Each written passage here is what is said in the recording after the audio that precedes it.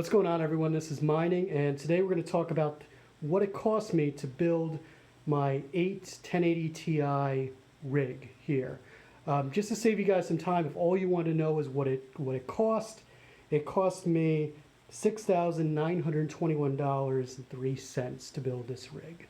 What I'd like to do is break this all down for you, go from the most expensive components to the least expensive components, where I think I could have saved some money, and walk you through just the, what you should expect in terms of prices for all the various components.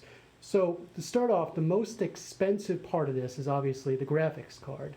I have two graphics cards. I have the ones up front are the 1080 Ti SC2s, and in back over here are the 1080 Ti SCs.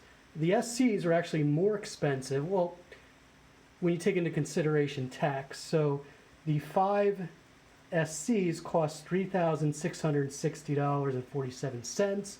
I believe at the time they were $704 each, but through Newegg, taxes and shipping, it ended up costing $3,660, or a per card of $732.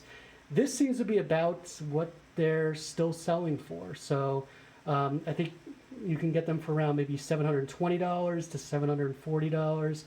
The SC2s cost $720. I actually purchased them through a company called New York Electronics, and they were by far the cheapest. At the time, these were $760 everywhere else.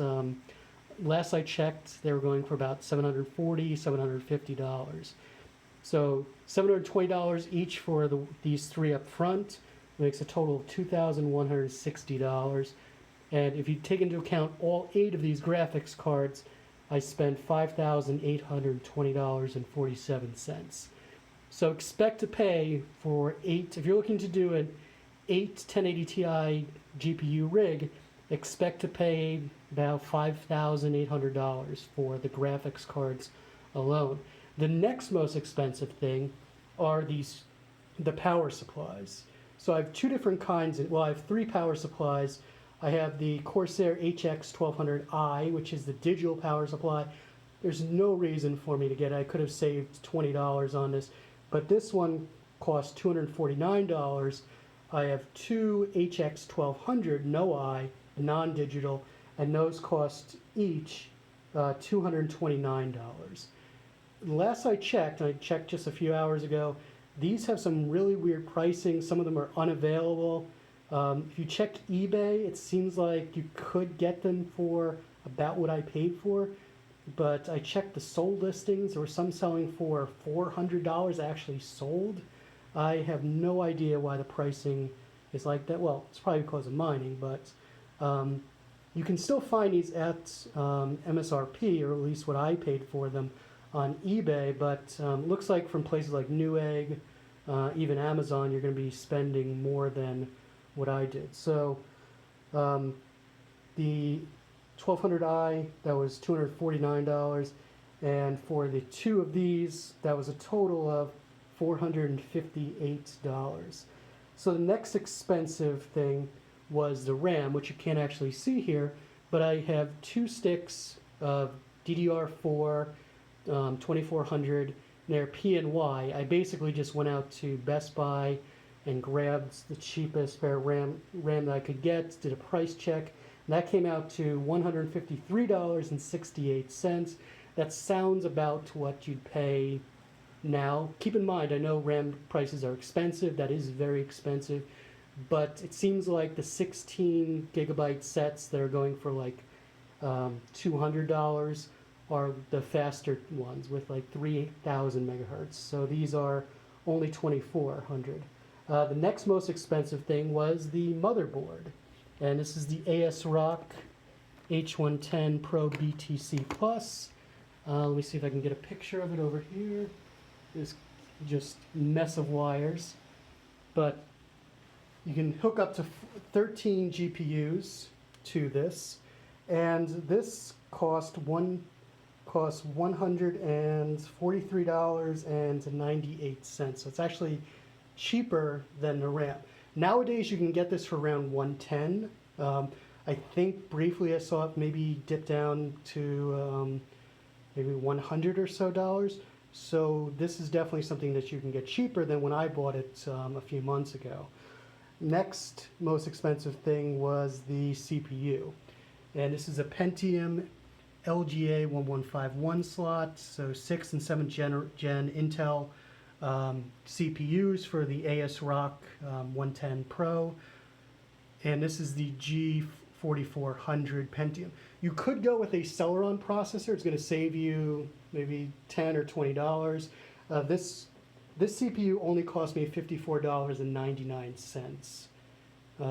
I would suggest not dropping down to the Celeron, especially if you're using NiceHash in terms of benchmarking. It just takes forever. Sometimes you crash because of it. The Pentium seems to have enough CPU power to not having issues completing the benchmarks. After that, the next most expensive thing, it's really a tie, was the SSD. And I think I could have went with a smaller SSD, saved some money, but it's 120 gigabytes. It was $54.99, Sandisk, and it only needs to be able to hold essentially your virtual memory and Windows. So I would not suggest getting anything below 100 gigabytes. After that, the next most expensive thing were the PCI-E Risers. So these are the version 7 blues, and these cost a total for total of 8 was $54.93. So I paid about $6.86 per each one of these. Let me see if I can get a close-up on that for you guys. That's what they look like. I check these routinely, especially the 6-pin connections, to make sure that it's 6-pin to SATA. And to SATA. And I haven't had them get hot or anything like that. They've been reliable, and I haven't had any issues with those. Next most expensive thing is actually the rig. And so this I did myself. I went to Home Depot, brought the wood home myself, and that was about $40. There's actually an older video where I go over the costs of building that. If you don't have tools or things like that, that's going to add to the cost, but I think most people have a drill or maybe screwdriver or something to put this together. So, but if you don't, then it's going to cost extra. So finally, the other thing that was so after the rig, and this is the least expensive part of this, and where you can save a good chunk of money, is through the Windows 10. I got mine through Keygwin, but now I don't even bother with even getting going through that site. I just put it on the USB, as you can see here, and just use an unregistered version of Windows 10. Works fine for mining purposes. I turn the updates, Windows 10 updates, off anyway, and you can save yourself about $100 just by going with an unregistered Windows 10 key. The other things that I had, and which helped to keep, well, first of all, so the total of all that, not taking into account the GPUs, was $1,101.56 for everything not including the GPUs. So it's a total price of $6,921.03 for this. Your rig might be a little bit more expensive because I fortunately had a spare monitor lying around. You can see, looks like we're mining at $32.90. I have a balance of $80.78. Got cashed out on Friday.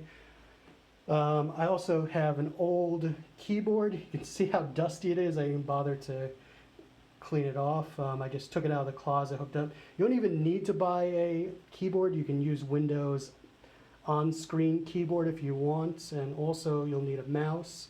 I also had some power connectors lying around as well, but those would cost extra. And finally, I just had an old Ethernet cable that I've hooked up to my modem. You can see it running along the wall. and then up to my modem. So obviously if you don't have that, that's going to cost you extra. What you could do is, and this is what I'm going to be upgrading once I take this out of my room, is just use a USB Wi-Fi adapter. I got this from Best Buy for $29.99.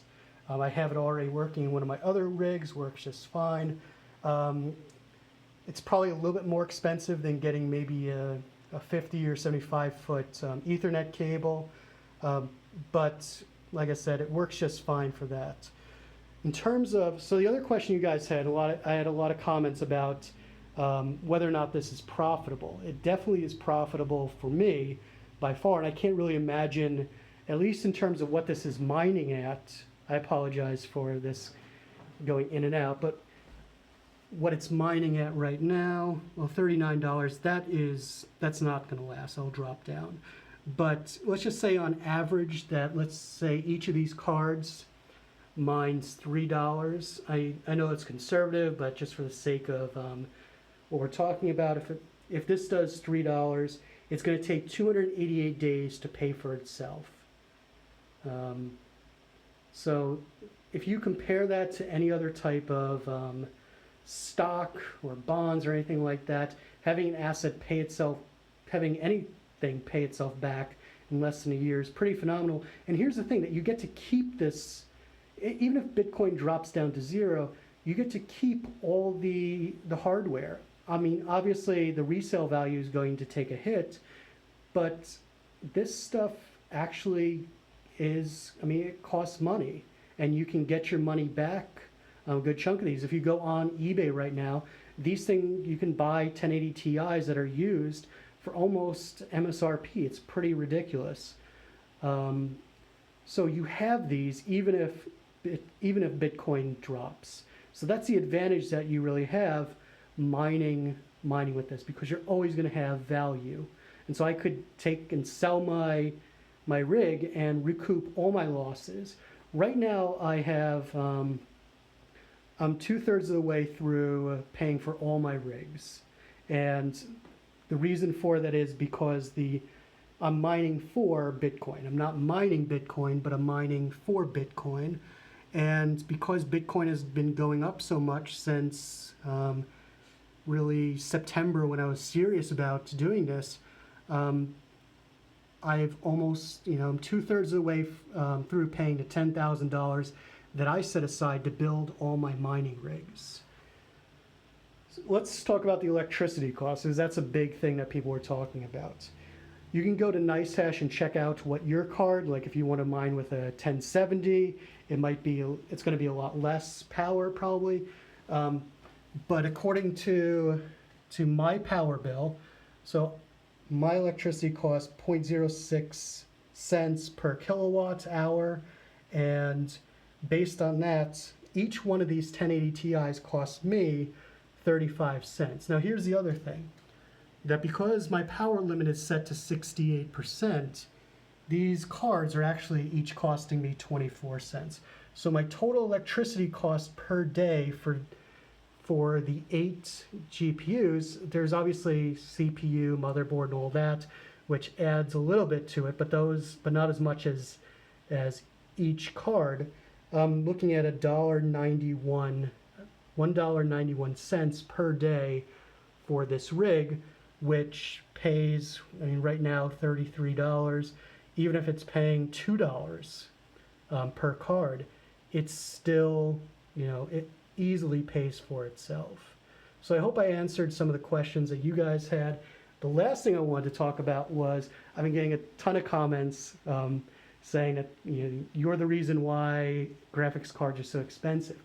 I started off by being a gamer. I didn't have necessarily, well, I did have the money to buy it, but it didn't make financial sense to buy a 1080 Ti to game on.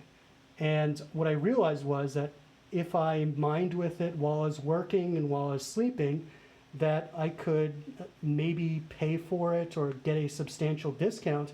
So that made financial sense to me. The fact that this GPUs are, priced at, $20 or $30, $40, even $50 more, MSRP for the NVIDIA cards, you're living in really the golden age in terms of graphics cards, because you can buy a $700 graphics card like I did and mine with it while you work and while you sleep, and end up getting a substantial discount, if not paying for the entire graphics cards itself. So yeah, I understand that availability is difficult, and but it's no problem buying a single graphics card. And also the 8 or 11 1080 Ti's that I have, or any other hobby miner on YouTube, we're talking, I mean, the real problem is the 10,000 GPUs are being bought up weekly or monthly by the huge mining farms. I mean, I don't think anyone who is doing this on YouTube is necessarily on that level, but that's where the scarcity comes in. So those are my thoughts. I think if you're smart, you'd buy you buy a GPU and start mining with it, and it'll more than make up for the extra price that mining has brought the cards up on. Again, all you have to do is just have an internet connection and download some software, just like I did. So with that, thanks everyone for listening. I also want to thank all my new subs and all the great questions